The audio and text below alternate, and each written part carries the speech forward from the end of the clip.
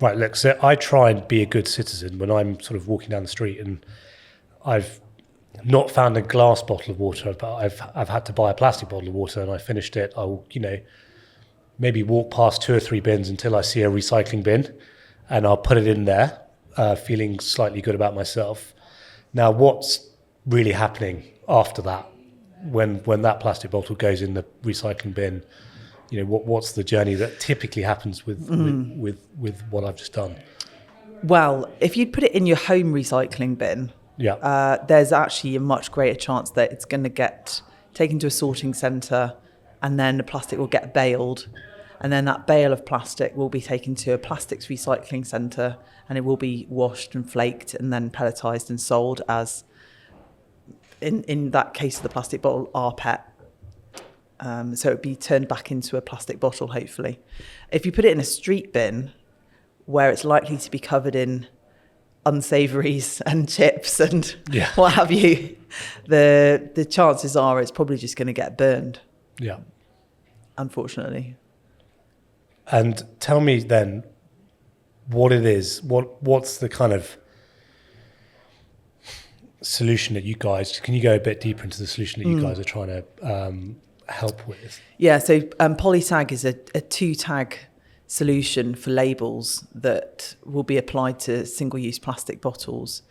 And the first tag format is a unique every time QR code. It means every single instance of packaging has got a unique identifier on it baked into a QR code.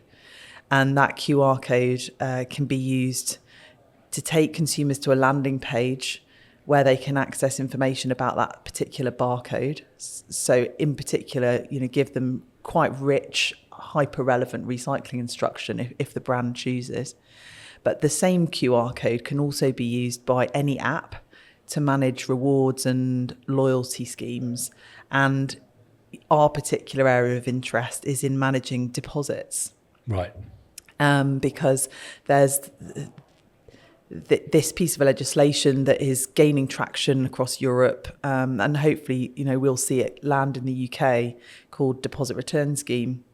And traditionally, what that's meant is that when you buy a bottle of a single-use plastic bottle, you pay an extra 20 pence, for example, at the point of purchase, and you'd get that 20 pence back when you dispose of the bottle in a correct reverse vending machine. Right.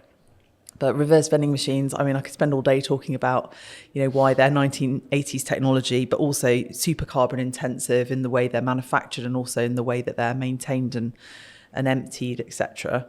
They're also not particularly convenient for today's consumer, who, from banking through to organising taxis, tend to use their mobile devices. Yeah. And why would you want to manage deposits on in-scope containers any differently?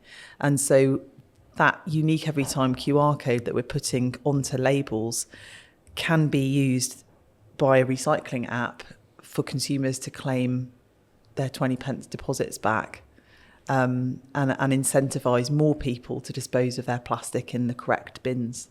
Yeah, so you're a bit like the old days where you would take your bottles back to whoever and you'd get a 5p back or whatever it is. That's right. I didn't think you were old enough to remember that. Yeah, people talk about Corona lemonade bottles. I remember from being a kid visiting family in India, and it's still a huge thing in India, where you'll see people rooting through bins to collect them up to try and get enough to feed themselves at the end of the day. So it's certainly.